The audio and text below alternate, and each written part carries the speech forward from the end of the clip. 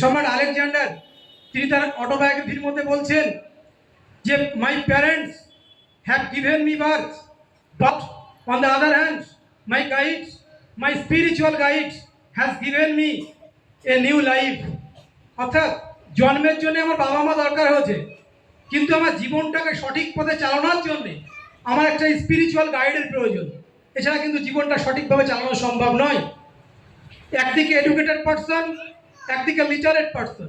একটু যদি আমরা দেখে নিই তাহলে বুঝতে পারবো যে এডুকেটেড পার্সনটা কি। এই আমরা যে বিএ পাস করেছি, এমএ পাস করেছি, ডিগ্রি অর্জন করেছি, পিএইচডি করেছি, চাকরি করি, এইগুলো আমার এডুকেশন। এইগুলো আমি ডিগ্রি অর্জন করেছি পড়াশোনার বিনিময়ে, আর্থিক সহযোগিতার বিনিময়ে, শিক্ষকদের সহযোগিতার বিনিময়ে। কিন্তু লিটারেট পার্সন হচ্ছে, ঠাকুর তার লেখার মধ্যে বলছেন এক জায়গায় যে যার মধ্যে আন্তরিকতা বোধ আছে, দায়িত্ব কর্তব্য বোধ 16 আনা আছে, যার মধ্যে স্নেহ মায়া মমতা আছে, সেই হচ্ছে লিটারেট পার্সন।